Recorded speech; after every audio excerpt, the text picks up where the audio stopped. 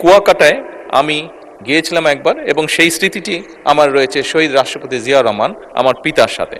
সেজন্যই স্বাভাবিকভাবে এই অঞ্চলের প্রতি কিছুটা হলে আমার একটি দুর্বলতা রয়ে গিয়েছে। কুয়াকাটার প্রাকৃতিক সৌন্দর্য রক্ষা এবং পর্যটন খাতের উন্নয়নকে বিশেষভাবে আমরা গুরুত্ব দিতে চাইছি। অনুগ্রহ করিয়া বলিবেন কি সাগরকন্যা কুয়াকাটাকে একটি আন্তর্জাতিক মানের পর্যটন কেন্দ্র হিসাবে গড়িয়া তুলিবার জন্য সরকারের কোনো মহাপরিকল্পনা আছে কিনা? যদি থাকে তবে উক্ত পরিকল্পনার আওতায় আধুনিক সুযোগ সুবিধা সম্মিলিত অবকাঠামো নির্মাণের বর্তমান অবস্থা ও বাস্তবায়নের রূপরেখা কি? ধন্যবাদ মাননীয় স্পিকার। মাননীয় প্রধানমন্ত্রী।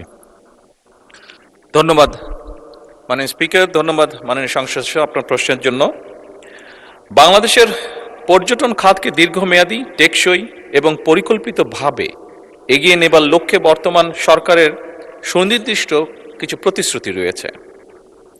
বেসামরিক বিমান পরিবহন এবং পর্যটন মন্ত্রণালয় জাতীয় পর্যটন মহাপরিকল্পনা প্রণয়নের লক্ষ্যে এরই ভিতরে কাজ শুরু করেছে। এই মহাপরিকল্পনা প্রণয়নে কুয়াকাটার প্রাকৃতিক সৌন্দর্য রক্ষা এবং পর্যটন খাতের উন্নয়নকে বিশেষভাবে আমরা গুরুত্ব দিতে চাইছি। একই সাথে পটুয়াখালী জেলার কুয়াকাটা, মাননীয় সংসদ সদস্য, এখানে আমি একটি বিষয় উল্লেখ করতে চাইছি যে এই কুয়াকাটায় আমি গিয়েছিলাম একবার এবং সেই স্মৃতিটি আমার রয়েছে শহীদ রাষ্ট্রপতি জিয়া রহমান আমার পিতার সাথে।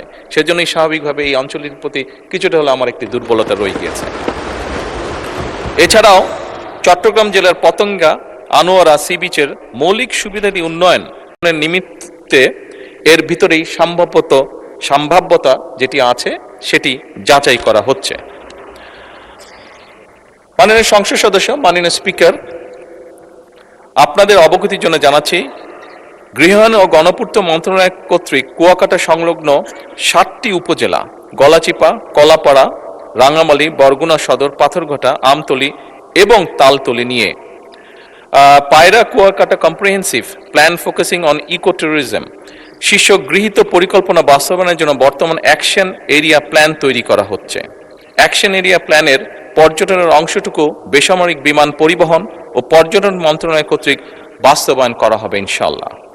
এটি চূড়ান্ত হলে কলাপাড়া উপজেলাস্থ কুয়াকাটার পর্যটন খাতের সামগ্রিক উন্নয়ন ত্বরান্বিত হবে বলে আমরা আশা করি মাননীয় স্পিকার।